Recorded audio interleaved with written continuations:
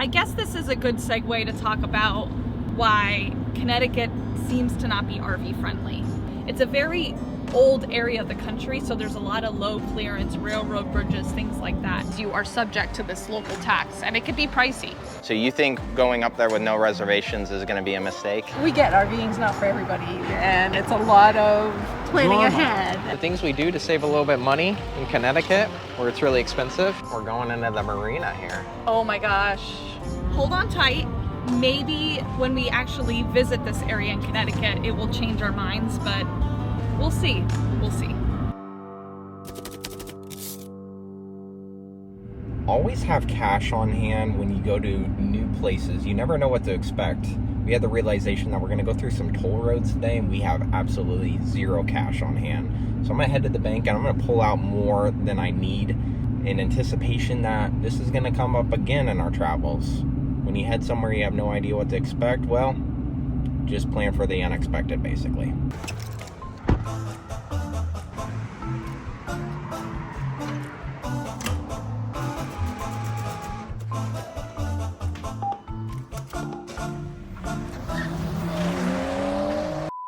Well, good morning from Pennsylvania. It's a crisp one, and the nerves are racking this morning because we are starting our trip up to Maine. This is the kickoff to the season, and I'm glad you guys are here. And being here, I didn't think we would see anyone we know, but we actually ran into some folks that are from New Hampshire. I have some interesting questions for them because maybe they can help enlighten us on what to expect going north. There she is, the woman of the hour. That's great. Nice to meet you. Nice to meet you. Glenn. And Al, Nene, nice to meet you guys. Nice to meet you. Oh man, This that's is so great. Cool. They just got a new rig.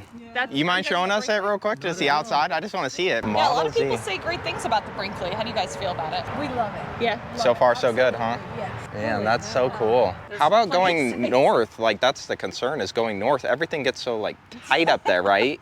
There's so many states. How is it finding RV sites up north? Up north, you got to reserve ahead. Okay. Especially since COVID. Seems like everybody just flooded to the campsites. So you think going up there with no reservations is going to be a mistake?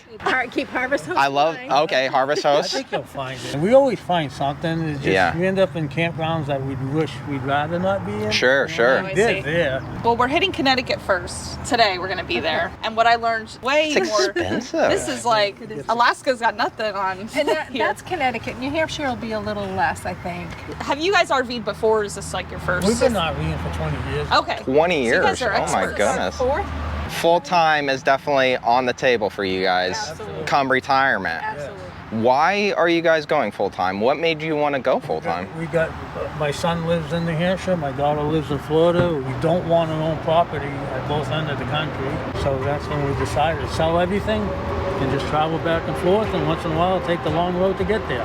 So do you guys feel like a lot of people, when they get older, they miss out on that opportunity to go visit family more frequently through RVing? Like, owning an RV seems to open up a lot of doors when it comes to bouncing around, right? Right. Sure does. It does, because your kids seem to move away. At least that's how it was for Renee and I. We moved away from our families. Once your kids move away, it doesn't mean you can't go visit them. And like you said, the full-time RVing is a great avenue to make that happen. Best of both worlds without the maintenance of two properties. We get RVing's not for everybody either. Yeah. Sure. Yeah. It's a lot to tow on the road, and it's a lot of planning Drama. ahead. Oh, the drama, it never stops. It's always something in RV life, Something gotta right? be fixed all the time. Same with the house. Yes. Yeah, that's true. The lawn needs to be mowed. Yep. The hot water tank needs to be replaced. It just never stops. Life never stops. You're just a mobile mechanic in my mind. So you're like, you're a Yes. house repair and a mechanic all in one Correct. when it comes to an RV. Yeah. What would you guys tell somebody looking to get into the RV life? Just try it out. Whether you rent one or you go buy a smaller one. Yeah. I feel like you got to get the experience of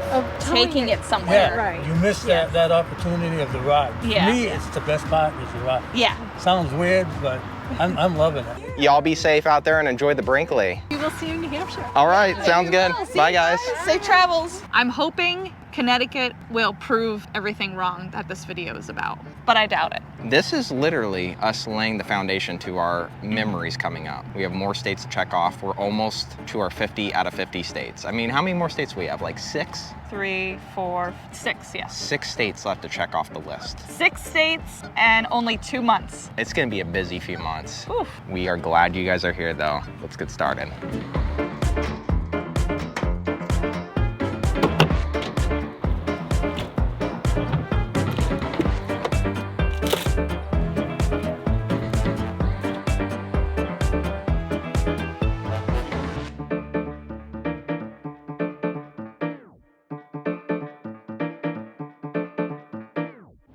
Each practice by yard. I normal Monday, Friday from 8 to 30.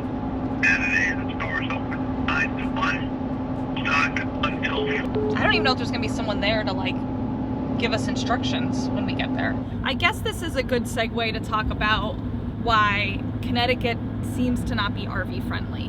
When I was looking at places to stay, and I was specifically looking along the coast of Connecticut, there was very limited amount of RV parks compared to other places in the country you visit. Not only that, the sites that were available were charging like $120 a night. Yes, you did hear that correctly.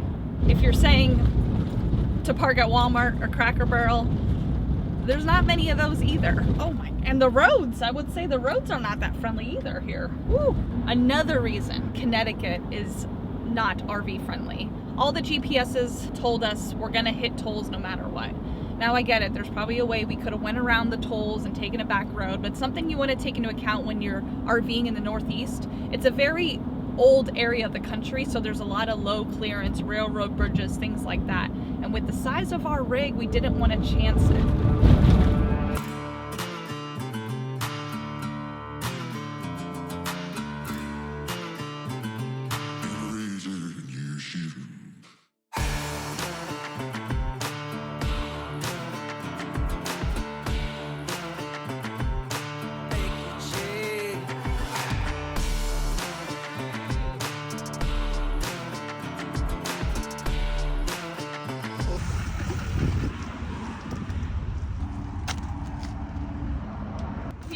And got a ton of cash this morning because we expected that we'd be paying like the old school way. You know, you drive up to the toll booth and you hand them a $20 bill, they give you change. But we just went through a section that said cash. What did it say? No cash. Oh, okay. So basically we went underneath a bunch of cameras and I believe they're gonna mail us our bill, which is gonna go to South Dakota, eventually go to our other mailbox through Escapees in Texas. And one of these days we'll get it and pay it.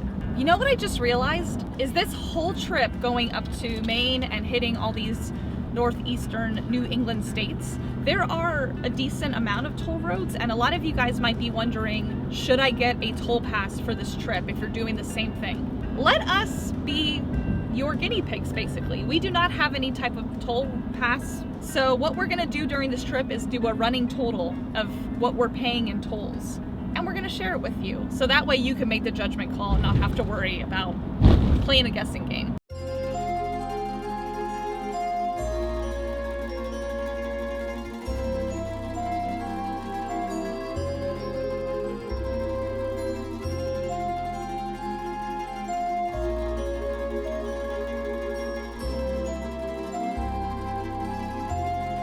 I think we're in the right area. So you're gonna come up to a gate here. We're going into the marina here. Oh my gosh, this is really cool. Oh, you found it. Nice. Got it. Cool. So this will be our card for when it... Like to get in and out. Oh my Okay. gosh, it's got a... little floaty thing Well, in case you drop it in the water. Okay. The things we do to save a little bit of money in Connecticut, where it's really expensive, but we'll get more into that. We'll get more into that. A lot of people will tell us, why don't you reach out to RV parks and let them know that you could promote their RV park because you have a YouTube channel. But our thing is, that's cheating. So whenever we get somewhere, we don't tell anybody we have a YouTube channel. We pulled in here, that's the gate, so you're gonna make a left. All right, let's roll. Oh my gosh, it's like we're in the boating community. We're in the boating. Like we're a- incognito. They don't even know we're RVers here. Dexter hasn't said a word this entire trip. Usually he lets out like a little meow here or there. He's becoming quite the best traveling cat. Crocker's Boatyard. They have a swimming pool. Who would have thought? Guess boaters like to swim as well. Oh my gosh, look at the size of these boats. Dude, these things are massive. This looks like a 50 amp. That's a Really 50. nice looking 50 amp. This boat here, you see this one right here? Am I gonna hit that? You're good. Okay. Good call on that. Gotta watch those tail swings.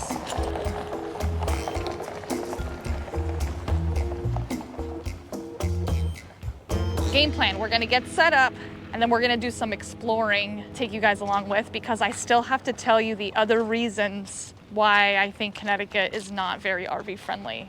Some of them are they're gonna blow your mind.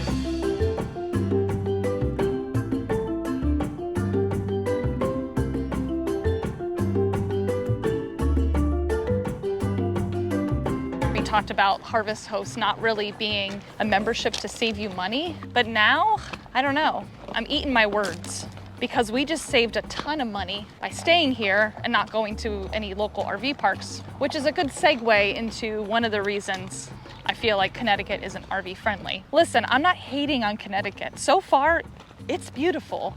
And obviously we wanted to come here because we've never been here and it seems like a cool place. You get upset with us because you think we don't like Connecticut. It's not what the video is about. I do think Connecticut doesn't like RVers. That's what I'm saying. That's where we'll go tomorrow to see if we could extend. Okay, so that's like the front office. Makes sense. And this must be like the free dry camping area, I would say. They know what's up. Got Starlink hooked up. Nice setup. Airstream. This I like is it. nice. They done good for themselves. We're kind of like their next door neighbors. So beyond here, where it's gated off, is where we're parked. Oh, there we are. Hi, Yeah, Dexter. there we are. In our RV, we don't say Connecticut right now, we say Connecticut.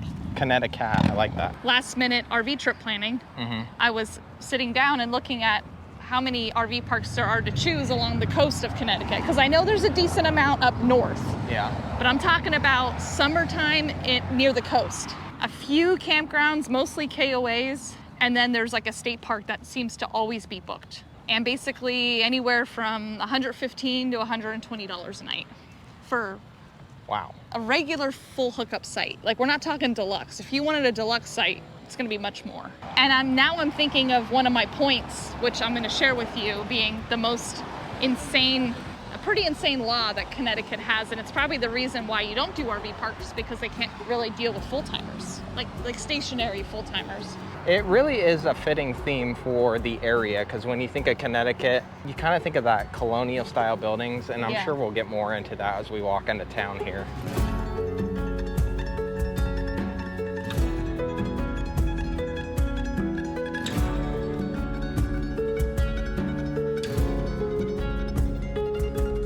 It's cool being able to see fire stations. A little throwback for us when we used to work EMS on the ambulance. Shout out to all y'all firefighters out there. Keep rocking and doing it and being the people you guys are. We need you. Well, it's cool to already start seeing the more of that architecture you're talking about. It's like taking a little bit of a step back in time, which is pretty cool. Like, look how all these buildings are. All brick. Kind of looks like those movie sets they use to pretend you're in a city. It's crazy. The seagulls flying over above. Such a neat ambiance.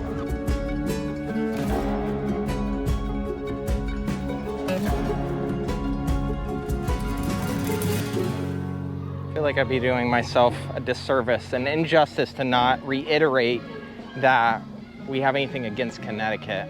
Okay, this next one might just be northeastern in general and not just Connecticut. Now, I grew up in Pennsylvania and we used to vacation in New Jersey a lot. So while we were driving, there were many instances where we had to get over and the drivers were just like really aggressive and just not, it just wasn't the usual like, oh, hey, you're in an RV, it's more difficult for you to get over. Here, I'll let you get over. It So wasn't you feel really, like the patience wasn't there. It was kind of more hustle bustle. Yeah. And I understand that. And it's nothing against anybody. Like, it's just the vibe of how the Northeast is, especially from coming from the West Coast.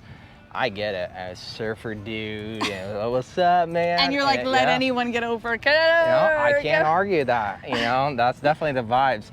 But I did feel a little sense of urgency on the road today. Yes. Kind of like you couldn't quite relax as much because you always had to stay on your toes, watching for people dipping and weaving in throughout traffic. It just seemed like we were a nuisance to people being in our RV. I could understand that, and maybe that was more us than everyone else, us being out of our element in all fairness, but it just kind of felt that way for both of us. A little throwback to the classics. Jimi Hendrix, my man. I love seeing stuff like it.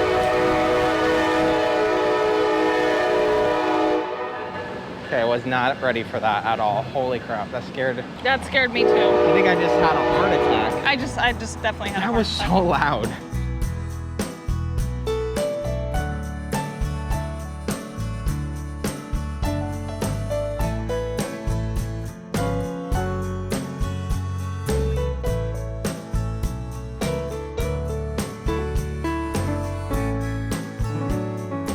Ooh, we're already getting the taste of the lobster.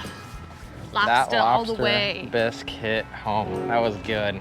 Listen, I told myself that we're gonna wait till we get to Maine to try a good lobster roll, but as soon as you enter this northeastern territory, lobster roll is advertised everywhere, and I don't think I can make it. You're just like, bring it all on. And we'll talk a little bit more as we go along, but let's keep the lobster vibes going is what I'm getting at. Oh yeah. Okay. Yeah. Final reason that I think Connecticut is not an RV friendly state is that they will charge RVers a local property tax, personal property tax, if you are in the state longer than 90 days. Like if you're stationary somewhere more than 90 days, you are subject to this local tax, and it could be pricey. And how much are the taxes, I wonder? Probably expensive. All I heard is it's a bit. It's not like you're paying $5, but you're paying a decent amount. And I don't know if that's based on how long you're here for or the size of your rig. That is interesting. You know, I'd be curious to hear from the other locals if they have any information on this. So if you guys know any more insight on this, throw it in the comments below, because I want to learn a little more about this. Well, diving deeper into this online, there's actually a lot of states that have this as a rule. Really? And I was like, ooh. Like supposedly South Carolina has it. We're just getting this started. I mean, this is only a tiny taste of what's to come. A lot of exciting things coming for all of us, and we're gonna share it all with you, so stay tuned.